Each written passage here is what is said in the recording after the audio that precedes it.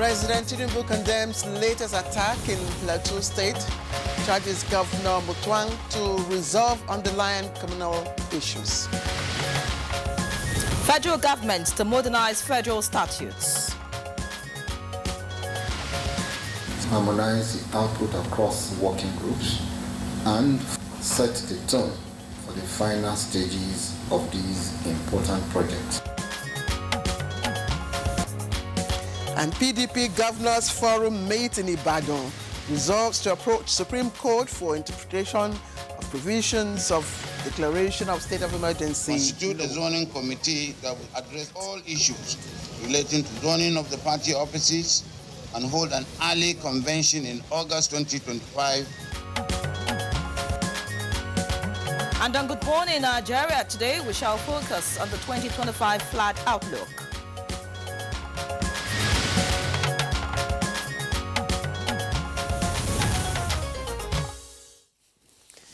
All right, so we're at it again. This time, federal government raised alarm over impending floods set to hit 30 states and the FCT this year. Among those states are the flood-prone areas of Bayelsa, Kogi, Anambra, Delta, Rivers, Akwa Ibom, Cross River, Ebonyi, Edo, and of course Lagos. True. Now, the 2025 annual flood outlook presented by the Minister of Water Resources and Sanitation, Professor Joseph Otsef, revealed that northern states like Borno, Jigawa, Adamawa and Zamfara are highly vulnerable from this month. And the flood outlook further shows that more than 1,200 communities in 176 LGAs in 30 states and the FCT fall within the impending high flood risk areas. Of course, the federal government will begin a nationwide flood awareness campaign in May to educate and sensitize Nigerians on the risks and likely impact of the impending flood.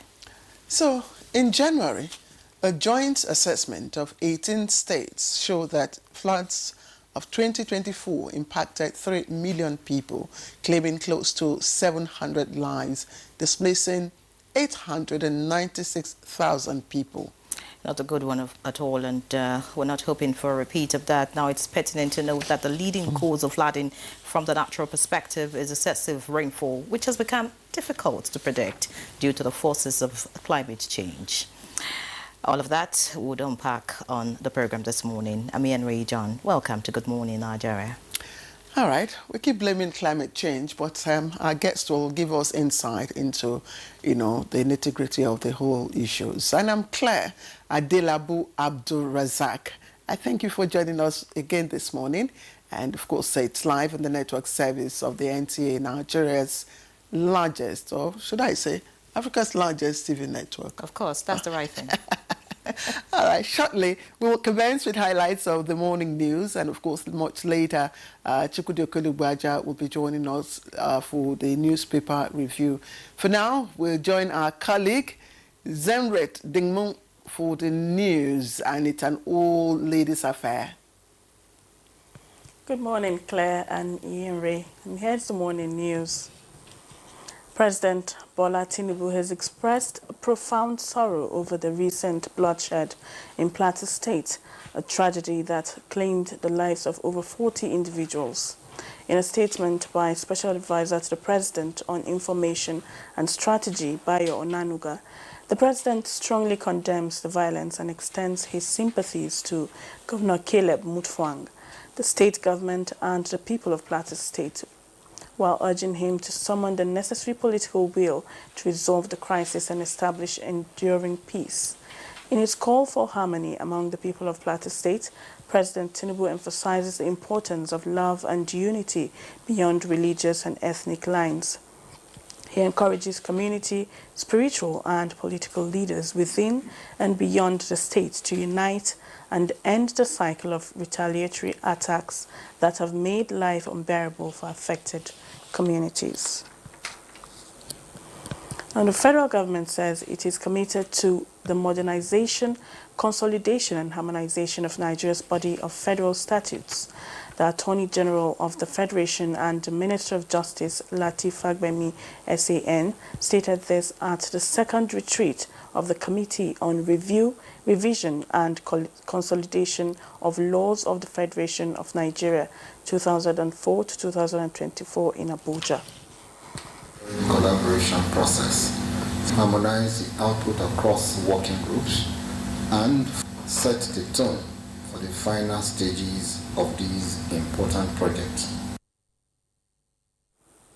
And the federal government is partnering with the United Nations Development Programme, UNDP, to effectively enhance the implementation of regional partnership for democracy across West Africa.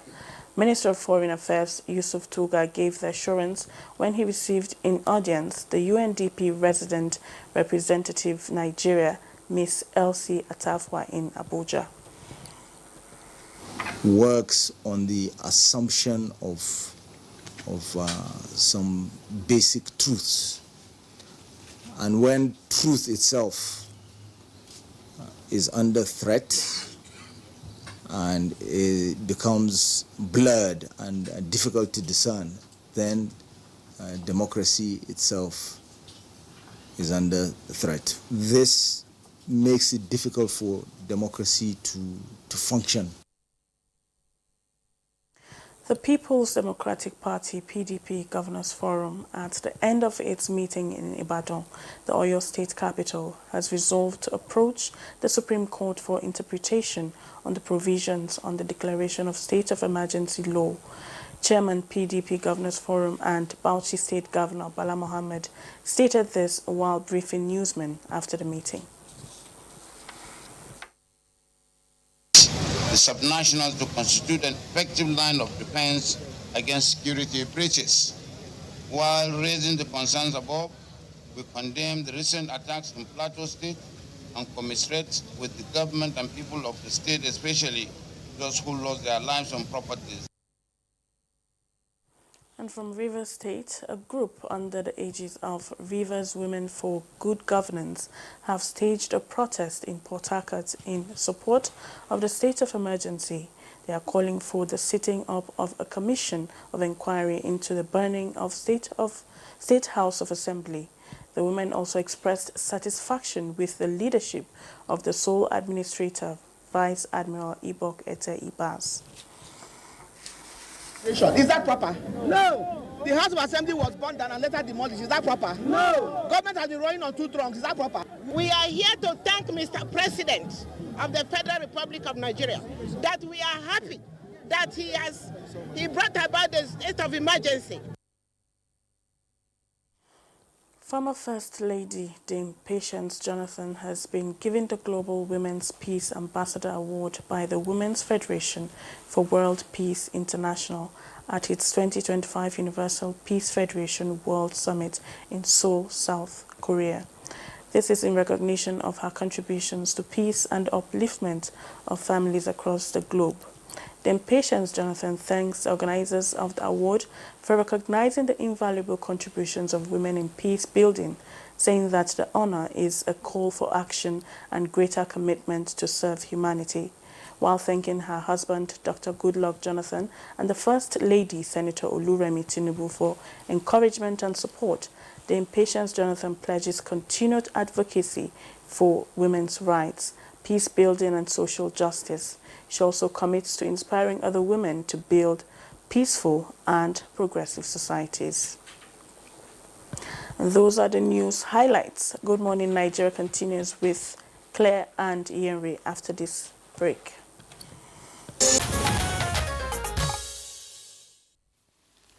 It's still Good Morning Nigeria live on the network service of the NTA. And up next is Newspaper Review.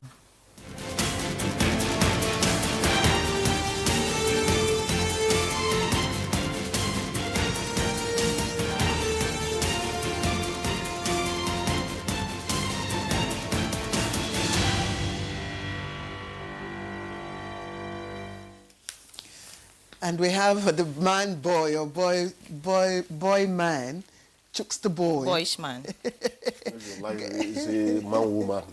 I am who I am. Man woman? She's capable of anything. Someone said you keep making us laugh. Oh, yeah, yes, so they say. I don't come here with the intention to make you laugh. The problem is that laughter is my life.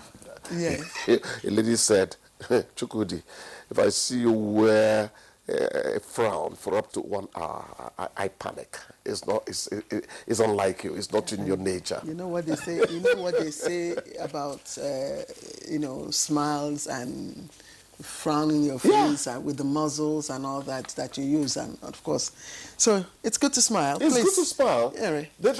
Actually, before we welcome you to the program, we are welcoming you. My people say, only we walk and joke. If you add annoyance to the problem on the ground, hypertension fits hello. Shall we? All right, let's see what the papers have this morning. So I'm welcome to Good Morning Nigeria, according to Chukudi. All right, so we'll look at what the Daily Times is offering this morning. The lead story here says Nigeria targets top 80 on Global Human Capital Index by 2030. That's according to the federal government, and it is the lead story on the Daily Times. Below the picture story, we have the Vice Chancellor, Federal University Oye Ekiti, suspended over sexual harassment allegations. That's on page 11. VC, Federal University Oye Ekiti, suspended over sexual harassment allegations. And next to that, 2027 elections will be a huge joke if Edo Tribunal ruling is not reversed. That's according to Amadi, and that's on page 16. Students' loan. NOA accuses tertiary institutions of short-changing students. You ask why. All the details on, or rather in the Daily Times this morning. Military rescues 16 kidnapped passengers in Plateau. And that's in a red strip, and that's at the bottom of the front page of the Daily Times. Finally, from the Daily Times, we are not part of Atiku El-Rufai Obi's coalition. And that's according to PDP governors. All right, let's look away from the Daily Times now, see what the blueprint has this morning. PDP leads, the blueprint leads with PDP governors rock Atiku's 2027 ambition, oppose coalition. The riders reject Anyanwu, named Deputy National Secretary as scribe, fixed neck for May 27. Ex-VP Bala's children trade words over parents' ambition. All right, away from all of that, below the picture story, we have gunmen kill 47 in Plateau, fresh attacks. PLSG, that's Plateau State Government, urges caution. Riders, clerics kick over arrest of youth linked to ESWAP. Below that, 8 applicants lose Kwara Tescom jobs for failing drug tests. That's on page 13. Women group protest in support of Rivers emergency rule. That's on all the papers this morning. And in the green strip at the bottom of the blueprint, institutions conniving with banks to change now fund beneficiaries. That's according to NOA. And finally, at the top of the paper, just above the masthead, we have Niger Delta. Troops snap 28 suspects for re-establishment of bunkering site. All right, Claire. Okay, so let's take a look at the Guardian newspaper, and it has a number of stories that I'd like to pick out. AFCTA, Nigeria waives duties on 90% of goods traded in Africa, and that's on page 3. And the lead story, Gencos threatened shutdown over 4 trillion naira debt as Band A customers protest. It's on page 6. NBA Rivers trade words over conference, 300 million naira refund. And JAM is warning new upgraded institutions against illegal admissions. That story you can read up on page 30. And on the left-hand column, Nigeria loses $2 billion yearly to medical tourism, says party. It's on page 7. And work to be privatized, board chairman warns NIPOST. It's also trading on the front page of the Guardian. And I think that's about the stories that were taken from the front page of the Guardian. Chukwudi, how do you stand? The Nigerian initiative, waiving duties on 90% of goods traded in Africa, is the way it should be. In fact, it should be tutelage to the American president free trade ensures not just economic stability, but also economic prosperity. However gifted you are in life, there is something your neighbor has that you need. And when you all grow this mutual desire to exchange, you find out that everyone smiles home at the end of the day. Let us explore Asian opportunities, Latin American opportunities, US, UK opportunities, European opportunities. But charity should begin where? At home. So I like the 90% waiver. It will help Africa grow. But it's in compliance, of course, with the provisions of the 23rd AFCTA. So Nigeria is only complying, Yes. but of course the Guardian, clarifies what this portends for traders. It says this brings clarity and certainty, and that confirms that Nigeria will grant preferential tariff treatment to all eligible goods upon importation, in line with its commitment under the AFCTA agreement. Yeah. So traders know there will be preferential treatment. AFCFTA was enunciated when it all started as that wind that will blow everyone every good. So yes, Nigeria is implementing it, but it is a general agreement which every country would now need to customize a bit to their own. Yes, I think that's a good one. What Nigeria really needs to do now is to step up on, our industries, our manufacturing companies. Yeah, you're not left out of this competition. Manufacturing companies, so that of course we have, enough, goods for those coming into trade with us. If we do not have comparative advantage in some of those goods, then the whole purpose of opening up our, yes, would have been defeated. So I think we need to do a lot, especially our textile industries, for instance. Once upon a time, there was one called Asabatex. Yes. Their football club was almost as good as what was in Benin, their Bendel Insurance. It's still in Benin. Yeah. Oh, well, they're there, but who we don't get to hear about. You talk about Aswani, you talk about this, so many industries, yes. Industries and a lot. You cover that. Even the Manufacturers Association, members of the Manufacturers Association themselves, are also asking for, enabling environment. Exactly. And then Aswani, is it still the Aswani we knew in Lagos? Well, I'd left Lagos. On Mile 2 Road now, yes. Just after we showed you on the... Yeah. Oh my God. There were days you couldn't pass. There were days the fabric was something else. There were days you couldn't pass through that expressway because of the market. You find the volume of people. The volume of people, the quality of textiles, materials. Quality, clear. Yes. You could go there and, you rested. Why do we allow things, virtually everything to go into decline? Anyway, let's... There was a bit you read, and the question I asked is, these people who take advantage of women, is it that they are so ugly that their choice is limited? What's that? A tertiary institution. Yes, the Vice Chancellor of Ekiti, University of... We are not convicting him on the air, but the mere fact that is mentioned is a blemish. It's If it were abroad, just to mention him, he'll be asked to step aside while investigation, when I say abroad, he's been suspended at the moment. UK that's what the story US. reads. That's a good one. What's the That's a good one. The Vice Chancellor of the Federal University of Ekiti has been suspended. That's what the story says, over sexual harassment allegations. The thing is that the Ministry of Women Affairs, when former Minister Paul Ntalen was there, we had talks of name and shame. The register. There was a register, where whoever was found complicit or guilty, of any form of sexual abuse, had his or her name, written in that name and shame. Yes, I like that. That register. I don't know what's happening. I don't know if it's still Yeah, name and shame because would not work easily in Africa culture again, because the women are left holding the short end of the stick on this continent.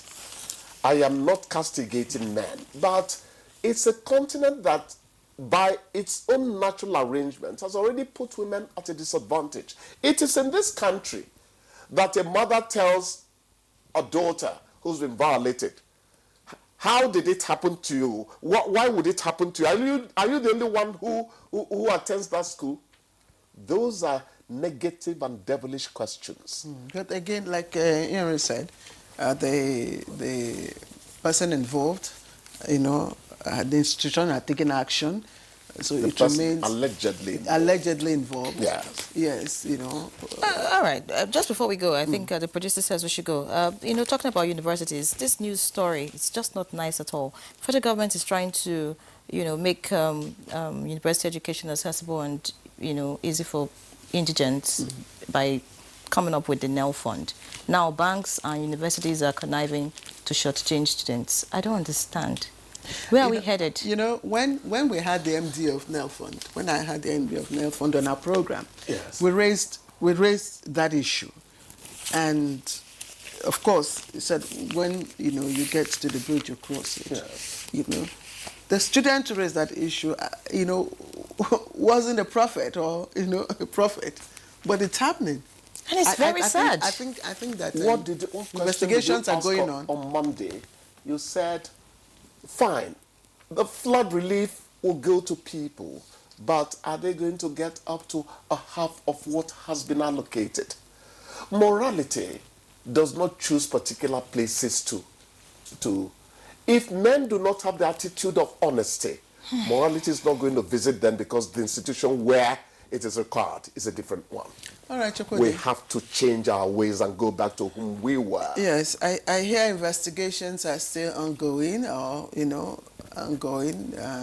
NOA and NEL Fund and other institutions are at it to unravel how it happened, what happened, and all of that. So we await the result of that investigation, I think. So Chukwudi, it's time to say we'll see you tomorrow. And thank you once again for the job you do for us. By His grace, I will be here. All right, let's take a break. Good morning, Nigeria. We'll be right back in just a moment.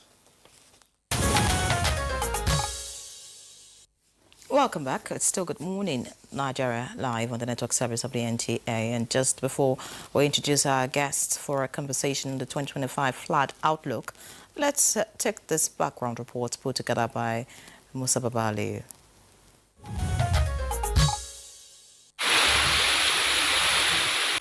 While many people appreciate and admire the rainy season, there is always an underlying fear of the floods that often accompany the weather. This concern is the motivation behind the flood outlook presentation by the Nigerian Hydrological Services. The predictions are divided into 3 categories. The first category includes areas at high risk of flooding, with 1,249 communities identified across 176 local governments and the Federal Capital Territory. The second category consists of areas expected to experience flash floods, which may result from poor maintenance or inadequate drainage systems.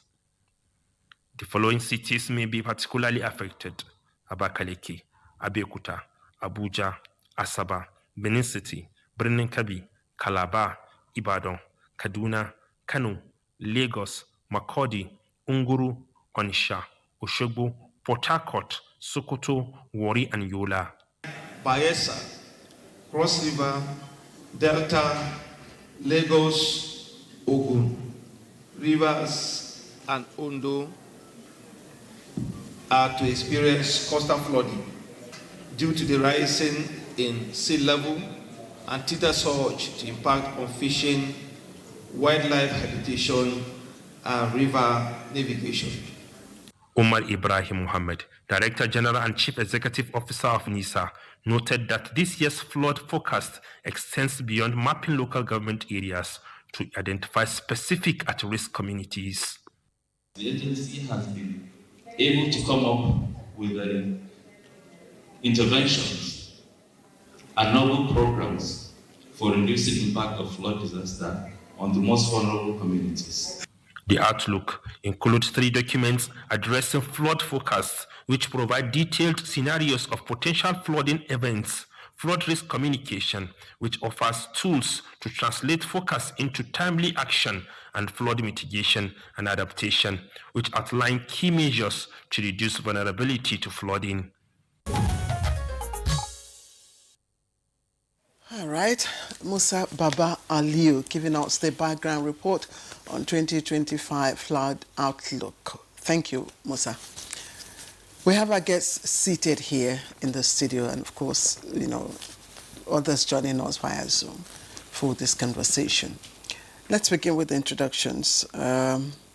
Honorable Ibrahim Mohammed is the DG CEO of NISA. That's, of course, the Hydrological Services Agency. Thank you very much, sir, for joining us for this conversation. Thank you for having me. Always a pleasure to have you. Yeah. And also, Architect Kabir Ibrahim is here, National President of Farmers Association of Nigeria. Thank you very much for joining us for this conversation. Thank you for having me. And also with us for this discussion is Abdullahi Adamu Usur, Director, Relief and Rehabilitation, National Emergency Management Agency, NEMA. Many thanks for being with us. Good morning, Nigerians. I bring you greetings from the DG NEMA, together, Omar. You're welcome. And also joining us, but via Zoom all the way from Asaba Delta State, is Okwo Daniel, the Director, Administration and Finance, State Emergency Management Agency, Delta State. Many thanks for joining us, sir. Thank you very much. Good morning. All right, gentlemen, thank you. Again, we are back to the same topic. Year in, year out, we get this seasonal annual flood predictions, and we come back here to ask the same questions, of course, with stakeholders that are charged with the responsibility of helping us control the flood. And gentlemen, if we look at the predictions from 2023, 2024, even up to 2025, the number of, states affected, have been the same. The number of communities keep increasing. In fact, from 2024 to 2025, 2025, we have more than 1,200 and something communities that will be impacted. And I would like to start with NISA, to ask, given this relay, I call it relay actions, I'm just wondering what is new in the 2025 prediction from NISA. Thank you very much. We thank God that this year's annual flood outlook actually is significantly different from the previous efforts we've been having. First, we have understood that the most important task there is to save people's lives, their livelihood, and critical infrastructure, both government and private owned. So that is why this year's annual flood outlook was segmented into 3 different documents. We have the usual flood forecast, which presents the scenario of the flooding. And also, even at that, this time around, we came up with a flood dashboard, which we launched on the 10th. That was Thursday last week. Now, that dashboard actually is presenting what is going to happen, when it's going to happen, on a click of your phone. You'll be able to access that dashboard, and it will give you the full information of the flood scenario throughout the year. So, and it's going to be a continuous thing, and it's going to present exactly at-risk communities. That is sectorial based forecast. So now, apart from that, we also notice that there is a huge gap in terms of relating or cascading the information to the vulnerable communities. So we've identified the area of lapses, the gaps, so we came up with the flood risk communication. So that document is addressing how you be able to communicate with these vulnerable communities, the right way, understanding their mode of adaptation, building resilience to this reoccurring scenario.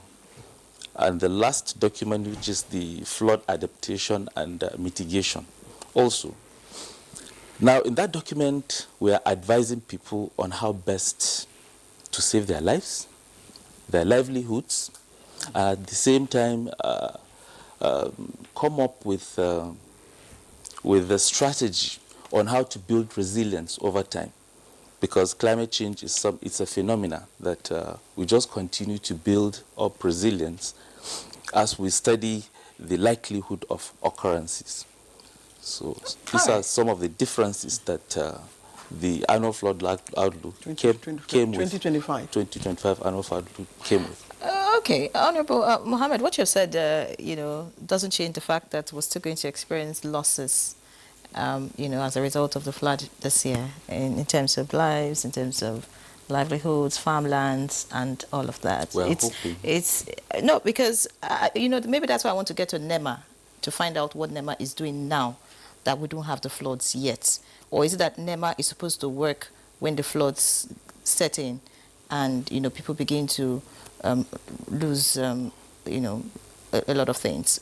So speak to us really. You've heard what NISA has said. The prediction has been out for a number of days, and even before NISA, I know that some other agencies came out with an outlook as regards to rainfall and all of that. So there's an expectation. What is NEMA doing? Thank you. Once again, good morning, Nigerians. Basically, NEMA's mandate is coordination. Our main mandate is to coordinate disasters and emergencies in the country. And coordination entails working with others, collaborating, and working with other stakeholders. If you are coordinating, you build capacities, you sensitize, you educate, you mobilize resources, and so on and so forth. So in our coordination effort, we work with all the relevant agencies, NISA, NEMA, NIMED, military, every other person that has anything to contribute to disaster management in the country. So even before, NIMED released their prediction in February, as far back as February. Even before NIMED released their seasonal climate prediction, NEMA actually convened stakeholders meeting. We call it Emergency Coordination Forum. This is in preparation. We know that the floods are coming, definitely, because just like the DG NISA said, climate change is real. Nobody is pretending. It's coming. So we convene stakeholders, Emergency Coordination Forum, to assess the level of preparedness of our stakeholders. Ourselves, we assess our own activities. We look at what we did last year, what we did well and to improve, what we did wrongly and to adjust. So we try to look at stakeholders' preparedness. Our preparedness vis-a-vis stakeholder preparedness, because we can't do it alone. If only NEMA is prepared and others are not prepared, it means... No, Mr. Osoro, I'm trying to understand. So you are preparing for the disaster. You're not doing something now such that the disaster is not maybe as huge as it would be. Because, from what you're saying, you're just having talks, writing, paper and all of that. No. What are you doing in those communities that have been that is listed? I'm just I'm giving you a general outlook of the preparedness aspect, because you say, what are we waiting for the floods to come before? I say, no, we are prepared even as far back as before even NIMED released their predictions. We held stakeholders meeting to assess our readiness. Then we keep on. After NIMED immediately released their predictions, we convened expert technical meeting of stakeholders. We brought all those people that have knowledge on one aspect of climate or one aspect that has to do with NIMED's prediction. Those experts looked at NIMED's prediction and brought out the disaster management implications with respect to different aspects of our lives. Water resources, transportation, health, and so on and so forth. A document was then developed, we call the disaster climate-related risk strategies. These documents helps to say who is supposed to do what and what are supposed to be done to mitigate. If the floods come, what do we do to mitigate them? This is where you are now coming.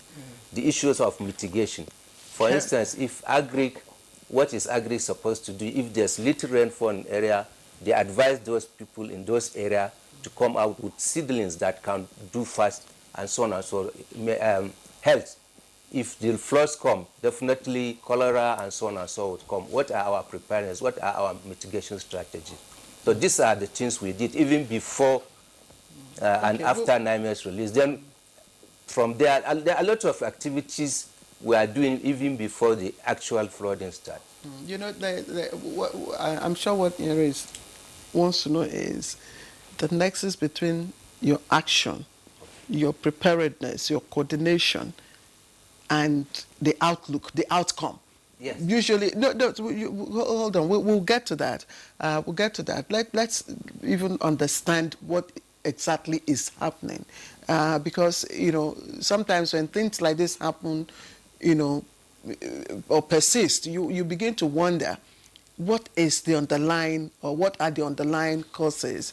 And that's why I'm coming to Architect Kabir Adamu, who is a farmer.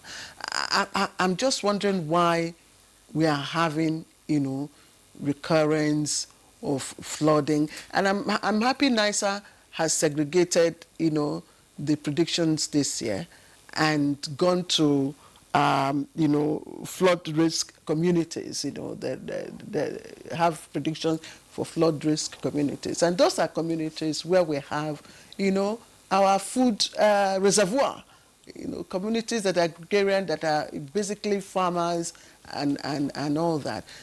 I'm just wondering, is there a connection between what the federal is doing and the state coordinators, or is it just sheer absence of political will? Well, I'm happy that we're here today. It's almost becoming... I'm not happy that we're here today speaking about the same flooding. I am talking about the fact that we have NISA, we have NEMA, exactly. And previously we had NIMET.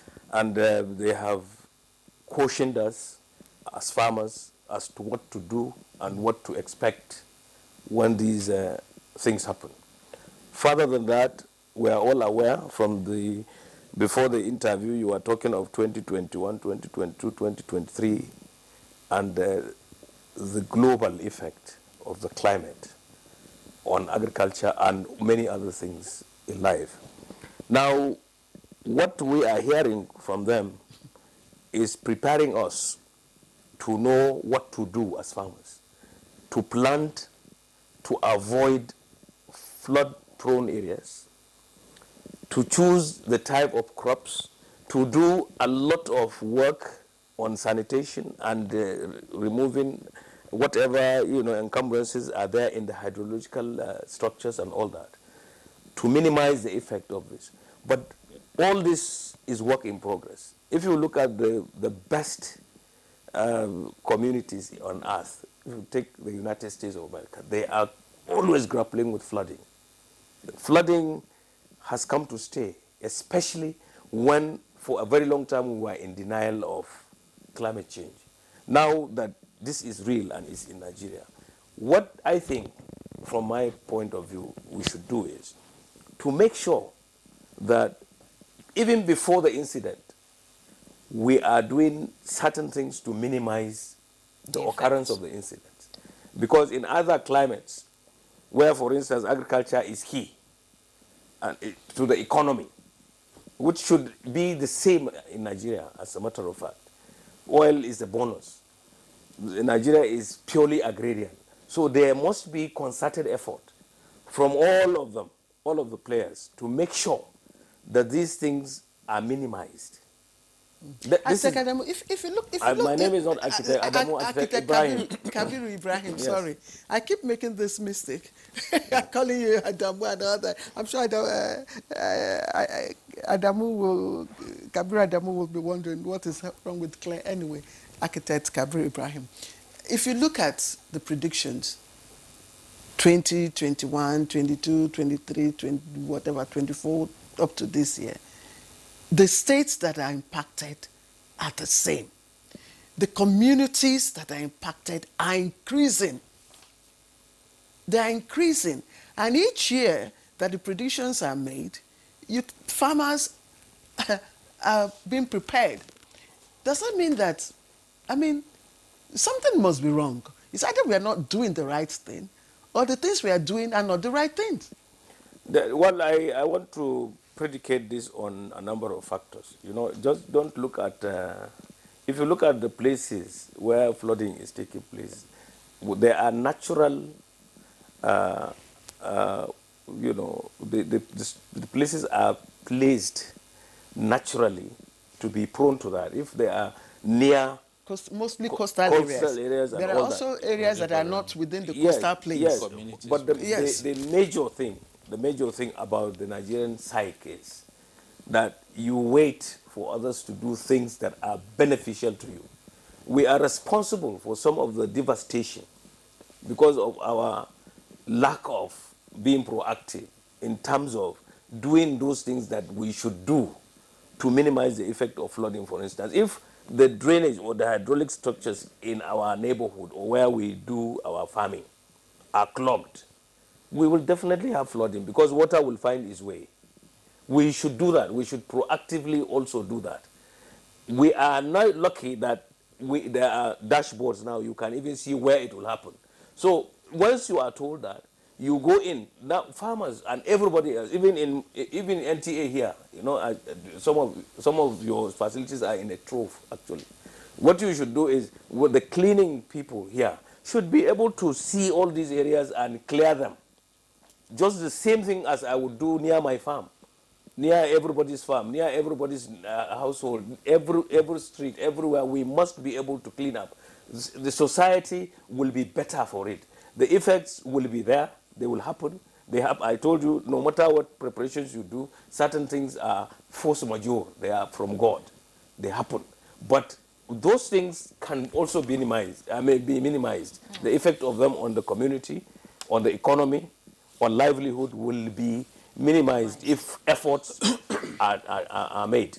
And this is all I'm saying. But whatever predictions, whatever revelations we have, whatever advice we have is work in progress in Nigeria. All right. But the bottom line is we must do something to mitigate the effect of climate change. All right, let's talk about mitigation, really, because we still have some weeks before the rains will set in fully and then the flooding would, come in full force.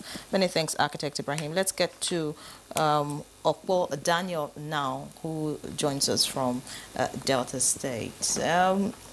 I'd like you to speak to us about what the prediction says for Delta State specifically. How many communities are at risk this year? And tell us, what are you doing? What's your agency doing? State Emergency Management Agency, Delta State, doing at the moment, to mitigate the effect of the flood this year? Thank you very much. From the predictions we have, just like you rightly said, the same local government areas, about 19 in Delta State, will face flooding this year. And presently, we have been able to get some work in order. The Ministries of Environment Works, they are cleaning the drains, expecting that when the rains come, it will flow. But there are those coastal areas that certainly, I think it's increasing, the communities are increasing. What we are doing, firstly, we have informed them through town hall meetings about the predictions that came first in February. And this one, we are preparing to have a stakeholders meeting where everyone will join hands to work together. Like the states, I can say the state is one of the foremost states that handles a disaster when it comes to flooding. In the state, we have areas where we keep people when the flood is high. That's IDP camps. We have nothing less than about 12, 13 areas where we can keep people for safety for the period. The state is always set to handle this type of situation. To handle this kind of situation. Tell us what it was like in 2024. You know, I mean, speak to us about what it was like in 2024 and how did you handle it that makes you feel that 2025 will be different for Delta State? Yes, like 2024, we had the flooding in the state, and all the communities were brought together by each local government chairman. They handled the whole situation. So you see, like Delta State is a place where if we have this type of situation, we'll have mechanism. In the state, we'll have a flood management committee. The moment the flood, before the flood comes in, we'll have that committee reconstituted. They take care of everything that is happening in the state relating to flooding. And that issue, for us here, we are doing very well with it. Let me just still, probe further. I'm just wondering, what kind of flooding do you experience in your state? And I'm also wondering, why flooding would persist, in those areas that you've talked about, if you've actually taken action. Yes, firstly, we've taken action, but if you consider the position, the topography in Delta States, it's just like an estuary. It's a low area. So every community in such places will certainly experience flooding because we are not doing anything to change the topography. The topography is natural. So whenever flooding comes, it gets in there. And here we experience flash flooding because of the topography. We experience river flooding more whenever it's at the peak of the rainy season. I want to stay with you some more because, I need some clarification to what you say, what you mean by you're taking action. Because when you said taking action, you talked about setting up a committee. And I'm asking because I'm sure other states who didn't take action want to take action, or who haven't taken action want to take action. Tell us in practical terms what you're doing. Is it that you're evacuating the people before time? Is it that you have built a wall, to stop the flood waters from, getting into certain places? I mean, practically what you did, is it that the drains have been, cleared? What did you do really, in 2024 and that you have repeated in 2025 that makes you feel that the effect will be minimal on the people of Delta State? In disaster management, we have actions before, during, and after. The actions before comprises information, comprises clearing the drains and all. So before the rains will come in, our drains are already clear. By now, if you go to the streets of the city and other local government areas, you see workers cleaning the drains, removing, desilting them, so that flows can commence and be free. Then during the flood era, what we do is we evacuate them. Those people that are in difficult areas, we evacuate them, keep them in a particular place where they will be safe. Then after the flooding, they go back to their communities. Though here, what we normally experience is once it starts, farm produce and everything is damaged. And it creates a lot of suffering in all families that are affected. Here we do all these things because we have a standard system whereby we can monitor activities. As I speak to you now, the drains are being cleared everywhere. More are being constructed to channel off-flow. All right, Mr. Akwa, thank you very much. We'll return to you presently. Let's come back to the studio. And did you know, sir, all I'm hearing, architect, Kabiru Ibrahim said, climate change has come to stay. And we've heard Mr. Akwa talk about the topography of Delta, which means whatever we do, Delta will still experience either of the types of flooding, whether it's flash flood or whatever. I'm just wondering, I mean, is it a national event? Has flooding now become a national event, an annual event that we must talk about, or a national emergency? Well, call it national emergency or national event, definitely it has come to stay. All we can do is to try to build resilience and try to adapt and manage the situation to the best of our abilities. Now, actually, you have a couple of measures. You have both the structural and non-structural measures to be taken. Now, the structural measures could be proper assessment of the existing dams, making sure that those dams are being reduced. The water within the dams is reduced to a certain level such that it can accommodate the coming rainfall and the coming water drain from the rivers to the dams, such that you'll not have overflow of dams, and at the same time you'll not have an emergency release of waters from the dam. That also causes havoc to the communities within the river areas.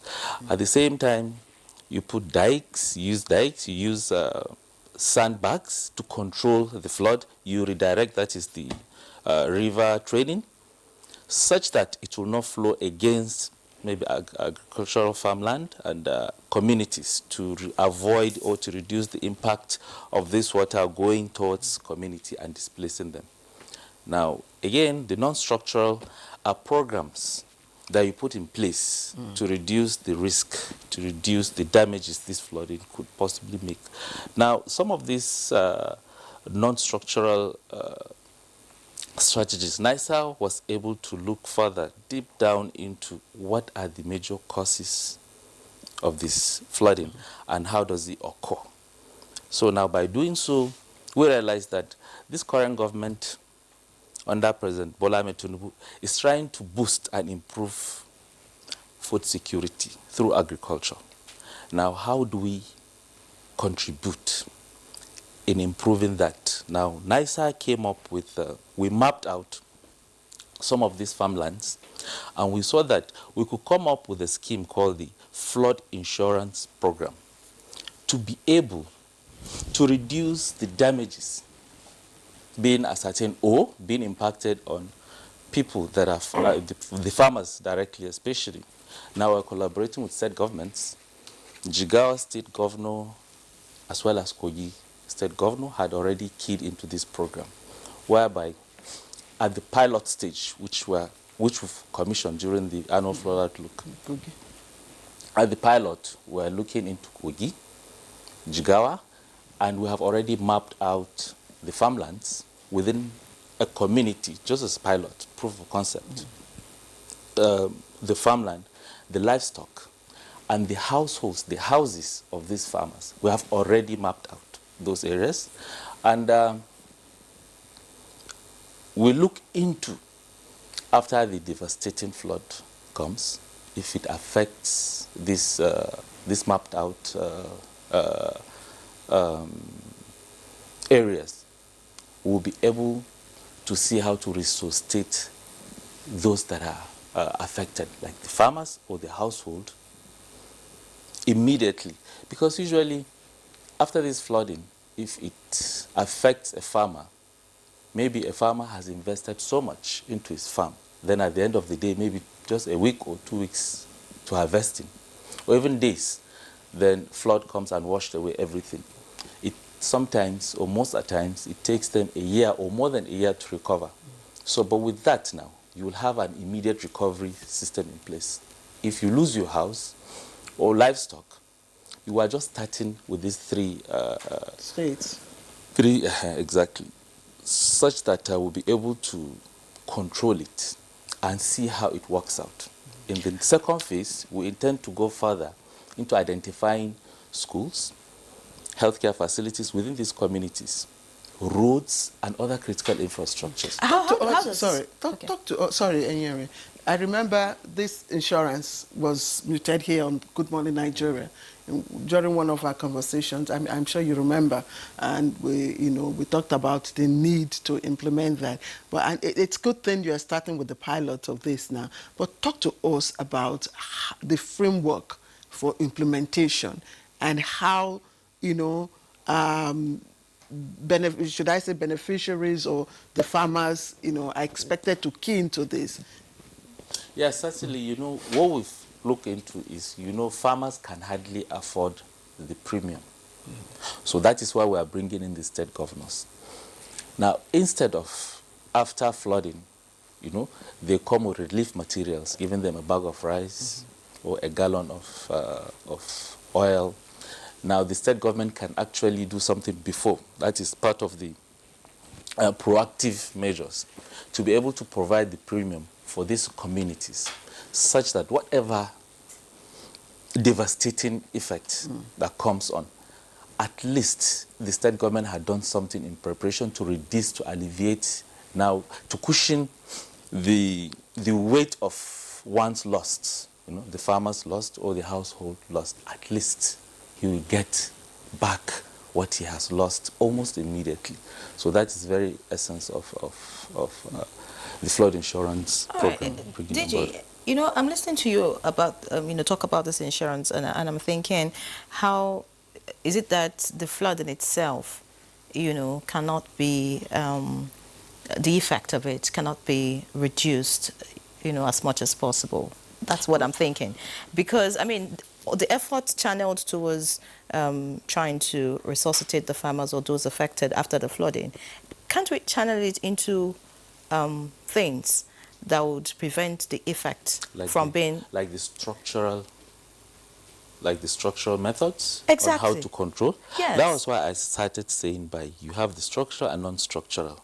But we do both. Now, part of the structural... What has been the success story of the structural?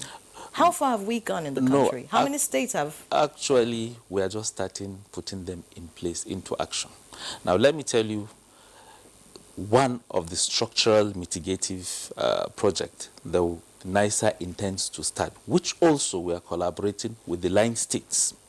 Now, we are looking at Kogi down to Bayelsa as also pilot to be able to desilt the major river. Now, the flooding from Kogi to Bayelsa is unprecedented, simply because the river there is narrow and it's been silted. So now we are looking also into dredging that river, expanding it and increasing the depth, such that we'll have a continuous, seamless water flow without really too much affecting the riverine communities there, which also we are working with the line state governors, like I said, to see how to come up with this program. Now, these are the structural program. Now, that's also a pilot. If successfully done, we are going to look into from Kogi to Kebbi State, as well as from Kogi to Adamawa State, to see how to apply the same program or project, such that, because the major flooding that takes place in this country is actually as a result of the silted rivers or waterways we have, the tributaries. Both the tributaries and the major rivers are highly silted. And having such a project is gigantic. So you need concerted efforts, both state governments and all the key actors within the industry, to be able to bring in inland waterways, Ministry of Works, a lot of other stakeholders need to be involved in achieving that project. So we're actually looking into that also. Now, by doing so, we'll certainly see reduction in the effect of flooding from Kogi down to Bayelsa State. Okay, before I bring in the president of all farmers, because everything we're talking about will impact on farmers and our food production, let me also ask about the insurance policy on flooding. And I'm just wondering, you just said, you're keen with the state governments. Is it targeted at specific crops or probably livestock that are vulnerable to flooding, or is it a blanket? No, for now. For now. It's a specific communities that are picked out from these two states. One. Secondly, it's just the farmland. Whatever crop you are producing, just the farmland, the livestock, as well as the households of persons within that community. Within that community. How does it work for you, for farmers? Well, it's It's quite helpful, in the long run. But, we were here, you spoke about insurance, you didn't give out the detail. I had said and challenged NAEC. NAEC is set up for agricultural insurance. What I am saying is, we should have a fleet insurance policy which covers flooding, which covers any losses from anything. And the farmers are willing to pay at least 1,000 naira in a fleet. You have this large sum of money. You can call it flood fund. You can call it anything. This is what happens in the United States. If you see these floodings or fires where things get lost and all that, how do the people go back? Insurance pays. Yeah. So in Nigeria, we must have this. NAEC is there. Almost insurance companies are there because you need insurance to take a loan. So you insure because of the loan, in anticipation of the loan. What about getting ready for any unforeseen circumstance? This is what insurance should mean. So please, I want the insurance effort they are making is only a drop in the ocean compared to what NAEC can do on everything. But do farmers trust our insurance system? Now, this is where we need to really make institutions to work. In Nigeria, all institutions must work, and they should not work in silos. NAEC insurance, for instance, should pay optimally so that the people who are being compensated will go back to the land, and they should not delay payments. Now, this is why I said all farmers, whether you have problems or not, you pay a small token. You have this fund. So when people affected are offset from this, are helped, are compensated from this fund, everybody will be incentivized to pay it. Now, the dearth of funds in NAEC, which we know because we have been interacting with them, is also one of the reasons why they are not able to meet their obligations. But once we put our resources together as farmers, and we can talk about it, we can say, after all, we have paid all this, why are you not doing this? So we challenge them to work. And we can even tell the government, look at these people that you put, we paid them this money, and they are leaving everything to the federal government. I wonder why you did not talk of the flooding incident in 2022, where so many farmlands and so many rice farmers lost their livelihood in Jigawa and in Kebbi. And the people were waiting for the federal government to come and give something. And they gave a little, and then nobody was able to even go back. We made a lot of effort, spent a lot of money on rice production and all that in this country through Anko Boroa. Look at the trillions of naira.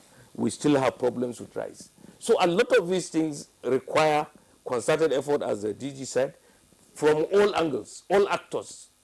It's a very large ecosystem. Everybody must put their own best to make everything work. We cannot work in silos. We should all coalesce. All our efforts should coalesce. NTA is doing a good job by calling these people and making them tell Nigerians what is going to happen and what is happening. And I like the probing from her that, look, why don't you do something to prevent the occurrence of flooding? There are other countries in this world that are 30% below sea level. They are very prone to flooding, yet there are no floodings. So we need a lot of engineering work to be able, look at Nigeria in one clean sweep, Google, look at it, look at the topography, do a lot of engineering work, make sure that the floodings are minimal. Before we even talk about the structural aspects, and what can be done, the DG talked about the fact that in this pilot, state governors are to pay the premium. And I'm wondering, what does Architect Kabir Ibrahim think about that? See, do you have research any bureaucracy or logjam? Let me tell you my take on all this. When we had COVID-19, all the treatment centers and all that were first left to the federal government. But when things happened, the state governments all participated. As far as I'm concerned, if the economy of my state, for instance, which is dependent on agriculture, is impacted by flooding, as it is impacted by banditry and whatever, the state is duty bound and is forced to really be proactive. So marking those states, and there are states where you have had so many incidents of flooding, it is in their larger interest of the governance structure there to really come in and play a role. To be sure that there is stability, there is macroeconomic stability in that place. Otherwise, there will be famine, and there will be turbulence, and they become ungovernable. So it is in the larger interest of the states to really take part in this. Don't allow only the federal government. The federal government cannot do it all. Yeah. In fact, when he mentioned the issue of food security, I am a proponent of saying you should look at food security on a regional level. If you have you have yam as staple in a certain region, do not say you are doing a blanket production of rice. For some of them, rice is not food. Therefore, you accord every region what it should maximize. That what it where it has the advantage, competitive advantage, should be supported so that you have global food security within Nigeria. Many thanks, Architect Ibrahim, for your thoughts, you know, on this. You know, talking about the insurance, of course, I know many people would kick against that, considering what is going on at the moment, or what has gone on with, you know, schemes like that, and then what's happening now with the NEL fund issue. You know, whenever it comes to things like this, people are just skeptical because, you know, a few people would want to capitalize on it. But, you know, I want to get to NEMA now, and Mr. Osur, you know, I still want to find out what you're doing with the states and maybe the local government, you know, chairman or administration in all of this. Because sitting in Abuja and having meetings, I do not know how it trickles down to a community that is likely going to be flooded this year. Thank you, Harry. That's just like I explained, the coordination is in two ways. That's when I talk of disaster management coordination in the country is in two ways. We have the vertical coordination and the horizontal coordination. The vertical coordination is NEMA coordinates with its directorates, zonal directorates, up to operational offices. We have 6 zonal directorates and 17 operational offices. And then we coordinate with state emergency management agencies vertically up to local emergency management committees. That's where you are talking about the local communities. So when we do sensitization, as we speak, our operational offices are already carrying out sensitization because that's the part of the non-structural operations which we do. We don't go into structural because of the expertise and huge funding in it, but we do more of non-structural aspect of flood preparedness and mitigation and response. So sensitization is key. Public education is very important. We sensitize people. This document that we are developing are early warning messages, which we now sensitize. We downscale it at the state level and at local government level. And this is really what happened to the effect is that it reduces the exposure, it reduces the vulnerability of people, and then it helps to mitigate the effect. Just like we keep saying, everybody agrees that you cannot stop flooding because it's climate related, but we can mitigate the impact. We can reduce the impact by proper public education, proper sensitization, and taking simple measures that can reduce the impact, like just dredging your gutters. You know, it helps in reducing urban flooding. So this is the sensitization we do at local government level. Each state is supposed to set up a state emergency management agency, just like we had at the federal, and each local government is supposed to set up a local emergency management committees. NEMA is helping all those states in doing that. A lot of states have already set up the local emergency management committees, which will now downscale whatever we are doing at the federal, down to state, down to local communities. In fact, we have even gone beyond that. We are setting up what we call emergency volunteers at the local grassroots emergency volunteers at the grassroots level to educate and sensitize the public as to the effect of climate change and reduce the impact.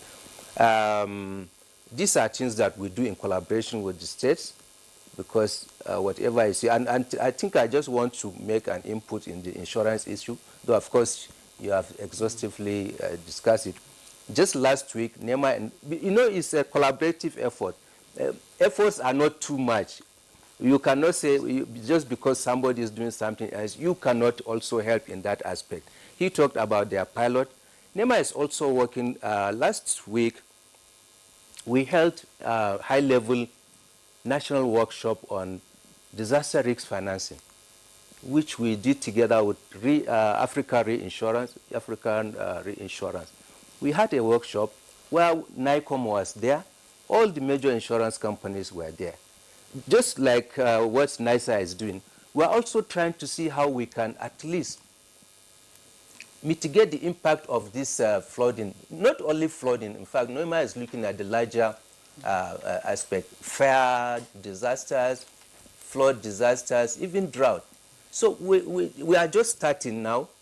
Let's start with sensitizing people. Let's even... In that sensitization, yeah. I want to find out, are all the states cooperative? You talked about the fact that there's states emergency. I'm asking that because as we speak, the 6th African Regional Conference on Irrigation and Drainage is ongoing in Abuja. It started yesterday. I know for a fact that only very few states sent representatives to that conference.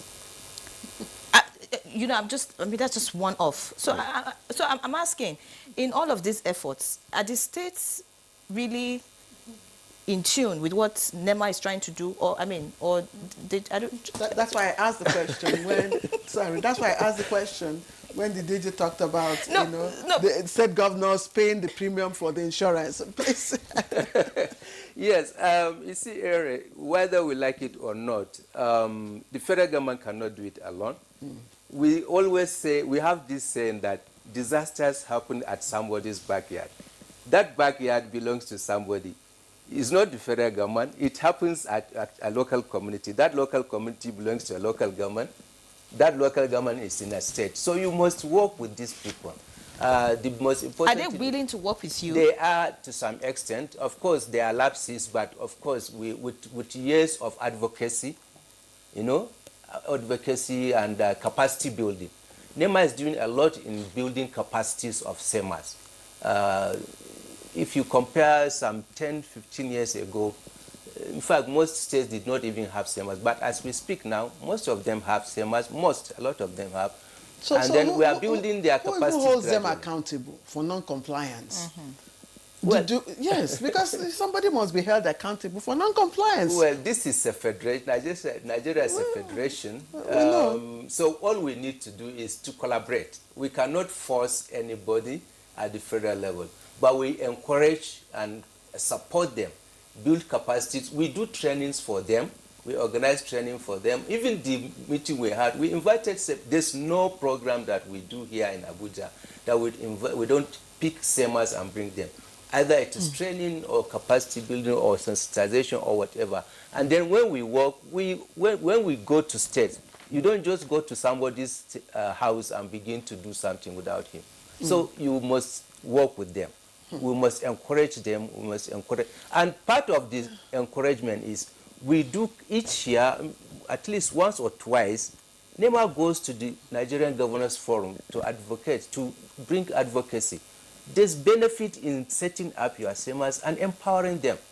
Because when you reduce the impact, when you prepare, you reduce the impact. So technically you're begging the governors to take part in a program that will save lives. We are encouraging them and we are working with them. Great. I hear that we need to go for a break. So we'll take a break. When we come back, we'll continue the conversation. Stay with us. I think we should just tell the state governors, the truth. All right, welcome back to the program. It's Good Morning Nigeria. And of course, I've just been reminded that you can always send in your SMS messages. Let's hear your comments, your suggestions, and of course, your advice. And the number to send your messages will be displayed soon on the screen. But just before we read out some of the messages that we have, it's already right there. you know, just before we read some of those messages, let's get back to Mr. Okpo Daniel, who is joining us via Zoom from Delta State. Mr. Okpo, you are the State Director Administration and Finance, State Emergency Management Agency in Delta State, which means part of your responsibilities, of course, apart from evacuation drills, conducting evacuation drills and sensitization, you are also supposed to be liaising with the local government in terms of community-based preparedness. So how are you liaising at that community-based level with the LGAs, for instance, you know, to prevent people from settling down, you know, along the floodplains or even building on the floodplains? Yes, what we do in that aspect is using the town planners to go to those places and stop building on those terrain that the people certainly will be affected if there is a flood. But in all local governments in the states, we have local volunteers. We have those that we use from the local government chairman to the list. We have all the president generals in all the communities. So whenever there is any situation, we call on them. And they are the people we equally use to disseminate quick information through town criers to all communities, informing them of either impending flood or what to do so that they will be able to go out of being highly impacted. We have jingles that run through several local stations, TV and radio, that informs people of all this we've been discussing. And up to now, those jingles are still going on in the States.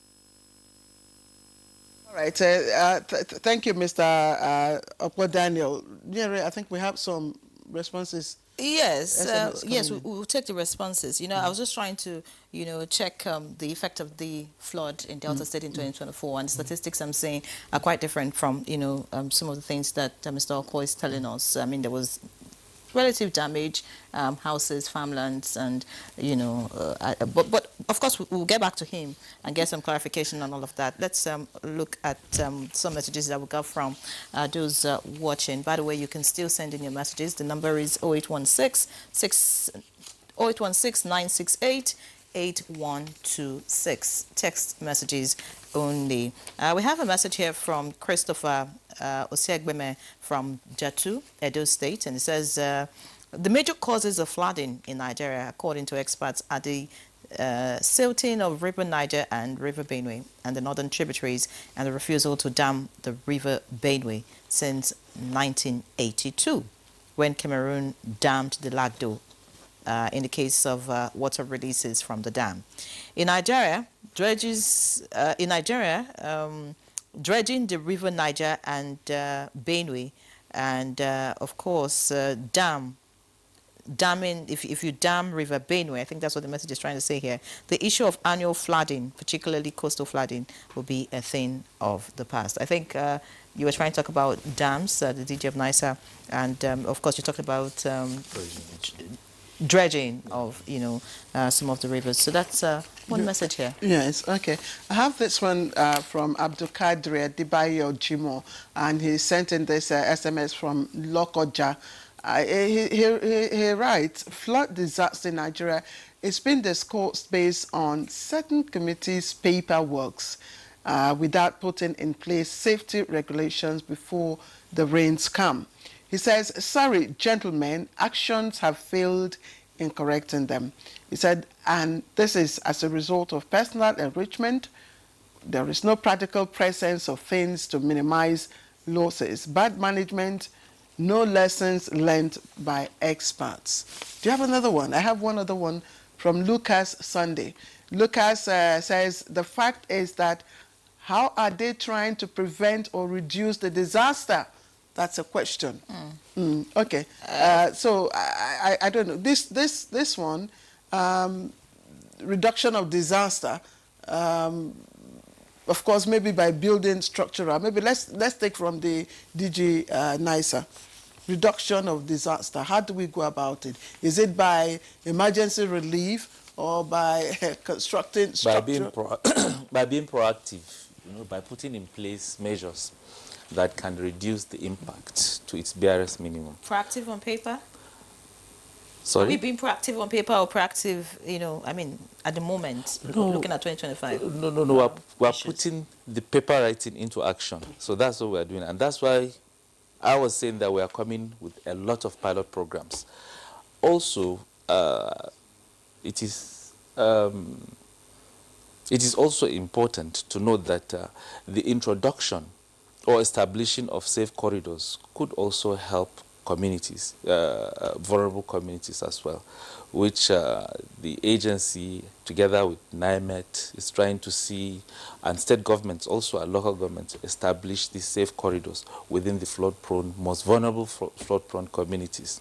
So these are all things that we are putting in place. And I hope and I wish next year, if we're sitting like this, we'll just tell you the success stories. I hope we don't even get to sit like this because, everything would have been done and, there will be no need to talk about it because, instead we should be talking after the rains. We'll come sit down and talk about the fact that we experienced some successes. Yeah. There were no much flood, in certain parts of the country. And the number of communities affected reduced. Number of states reduced. Number of farmlands affected reduced. That's what we should be talking about. But you see, I wanted to ask a question and somehow someone was reading my mind and sent in a text message in that regard. I wanted to ask what NEMA is doing, to deal with corruption this year when it comes to relief materials, because that's been an issue, for many people, that when the flood comes in, relief materials are sent from the federal government, there are donors everywhere. But, some of these things just end up in warehouses and all of that. And there's a message to that regard. This one says, the level of insincerity at the local government area is really high.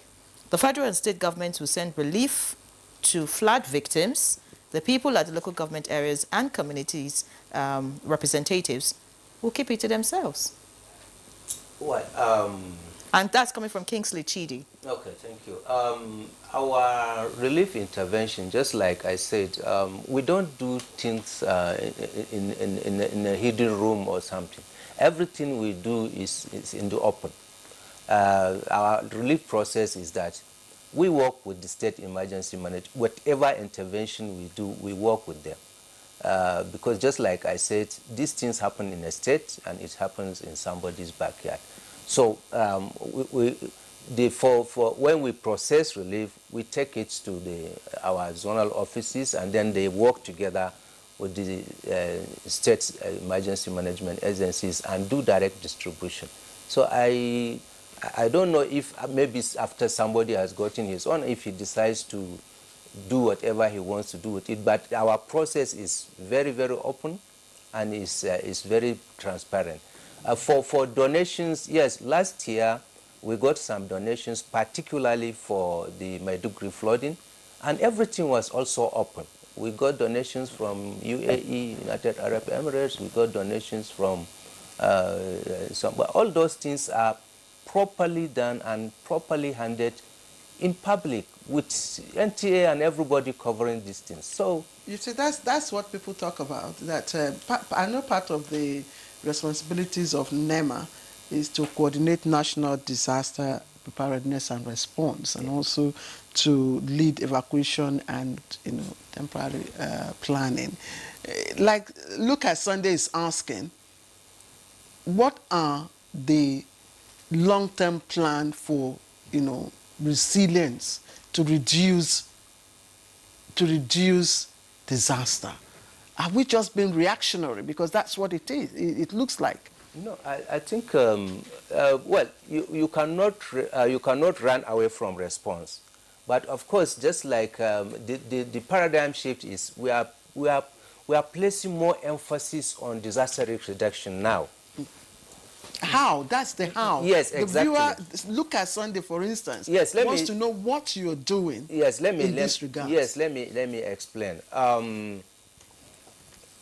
If you go and educate people that if you do this, it will lead to this. If you don't do this, like for instance, building code, enforcement of building code, which is very, very important in reducing urban flooding. The flood we used to have in Abuja is basically non-enforcement of building code. people build on floodplains, somebody must be responsible for giving out the approvals for those things. So if you enforce and stop people from building in floodplains, you are doing disaster risk reduction. You are reducing the impact of the flood before it happens to people. You are also, if you sensitize people to evacuate waste from drainage, and so you are reducing, you are mitigating even before the urban flooding comes. You are mitigating it. The water will flow freely. The issue of drainage, dredging, but this one is capital intensive. But if you dredge the water, you are now expanding the river widths, and it carries more water. But of course, some of these things are capital intensive. Some of these things can be done, even by local government. Some of them also just need synergy. Yeah. Architect Kabir talked about people working in silos, stakeholders, agencies working in silos. You talked about the need for enforcement of building codes. How are you coordinating with the relevant agency, responsible for that? Yes, that's what I'm saying. We are working with the state, and the states, they own this building, what do you call it? The building codes. Building, what do you call it? Building controls. So each year, we work with FCT, SEMA, and through their building control. And we have been hammering that state must enforce, because it is the states that have those laws. They must enforce those laws so that people don't build on floodplain. And if people build on floodplain, they must be able to evacuate them and ask them to move to higher ground. But sometimes people are very adamant because they say this is their ancestral home, they don't want to go. So if the flood comes, and sometimes these international laws, you don't force people by force. There has to be some kind of agreement between states to move people to higher ground and find places for them. All right. Many Sorry, thanks. just before we leave NEMA, there's a question for you. Okay. How can one become a NEMA grassroots volunteer? What are the criteria or requirements? I want to be a volunteer. This is Ubi, and he sent in his message from Abuja. Okay, where is he? He's in Abuja. Okay, he needs to contact our operations office. If you contact our operations office, they have whatever requirements for registering grassroots volunteers. The initial plan we had was to have at least minimum of 200 per local government. It has been ongoing for some time. So they help in at least giving first information, first response. They're part of. So we give people basic training, basic first aid training, basic disaster management training, basic information gathering training. Okay. So it's just to contact our operations office, and then in Abuja. Yes, right. Abuja. If it's in Abuja, if it's elsewhere, we have only 17 operations. We are not in all the 36 states. We have 17 operation offices across the 6 geopolitical zones. All right. Many thanks, Mr. Osir. We have more messages, but, Claire, like I was saying, I was trying to check the effect of the flood in Delta State in 2024, and I can find that over 76,000 individuals were affected, over 11,282 households were also affected, and then there was a report about 11 communities overrun by flood in 2024. That's just goes to show that more needs to be done in 2025, by Delta State, like Mr. Daniel was trying to say. But going back to the messages that we have gotten, Hajara Amadu from Kantogora in Niger State just says, good morning to you all. I love your program. Thank you so much. Continue to watch Good Morning Nigeria. And this one is coming from Mr. Emmanuel from Lagos. It reads, they have a canal at Peace Estate, Iba, Ojo, Lagos. It is supposed to be dredged at least twice a year. As he speaks, it is already covered with weeds, and so water cannot flow in it. Please help them to dredge it so as to save them from persistent floods. Who should we channel this to? Read the location again. It says Peace Estate, Iba, Ojo. Iba. Ojo in Lagos. Lagos. Iba Ojo in Lagos. All right. Okay. I hope you've noted. There's one more, just before we go, one more. Engineer Kashim Ali, I'm sure we all know Engineer Kashim Ali, and he's saying that the perennial flooding in Nigeria is caused by uncontrolled flow or flow in our water channels, and the impact is more along the river Benue Channel because the planned dams have not been constructed. And I know that last time, again, Engineer Kashim Ali talked about this planned dam on this Benue Channel. He's asking what is being done about putting these dams in place. Again, DG. Sorry, we are putting you on the hot seat. No, actually. Yeah, he's quite right. River Benue happens to be one of the major rivers that has a lot of tributaries, and that is why we experience a lot of flooding on that river catchment. Now, a lot of people are thinking that it is as a result of the Lagdo Dam releases, water releases, which definitely is not. We have a lot of other dams on that feeds to that river, like the Kashimbila Dam, you have the Kiri Dam, you have quite a number of dams there, you know, in the northeastern part of the country that contributes, that channels a lot of water on River Benue. And at the same time, the Lagdo Dam, well, actually Lagdo Dam, since last year, we came up with a strategy. We begin to release the water in good time. We're about to start discussing on how they release their water, such that the dam will have sufficient space to accommodate the incoming waters from the rainfall, as well as the rivers within the Lagdo Dam catchment area. So definitely, and again, I think there are about 2 dams. Now, one has been commissioned already in Adamawa that is supposed to receive immediately the water that comes from, that flows in from the Lagdo Dam. I think it has been commissioned this year. So a lot of progress is in dam commission. I think within the last 4 months, about 4 dams were commissioned. I think 3, to be precise, are along the Benue River. One in Benue State, I think one in Adamawa, and I think one, I'm not too sure of the location. Okay, you know, DG, you know, as you speak, I'm just thinking in my mind, if we're really ready to deal with this issue of flooding, such that we want to prevent, you know, or rather minimize the effect. I'm asking that because if we didn't have messages from, you know, viewers, this particular canal will probably not be noticed for dredging this year and may affect people. Are we not supposed to know the areas that need to be checked before the floods come in and just do the needful without citizens having to listen to Good Morning Nigeria and then begin to point out areas where, okay, you need to dredge this, you need to desilt this and all of that? Are we really ready to deal with this issue of flooding? Yeah, certainly. And that is why we are coming with a lot of pilot programs, like I earlier said, because after last year's flood event, the agency decided to holistically assess all the water bodies, particularly the rivers, major rivers and the tributaries and its tributaries. We are looking into it, assessing it, and understanding the pattern of flooding, what are the real causes of flooding.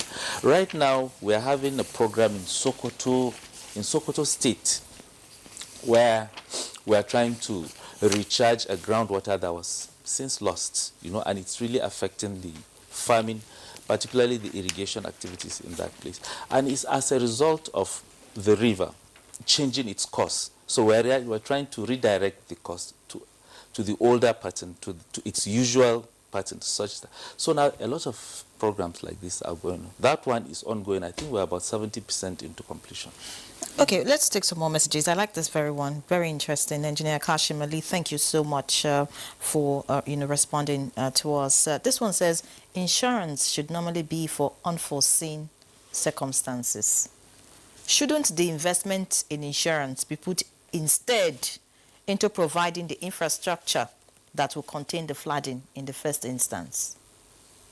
Come again, I don't understand what you mean. Insurance should normally be for unforeseen circumstances. Certainly. I mean, what you don't expect. Yeah. But for flooding, we're expecting it. All right? Now, it says, shouldn't the investment in insurance be put instead into providing the infrastructure that will contain the flooding in the first instance?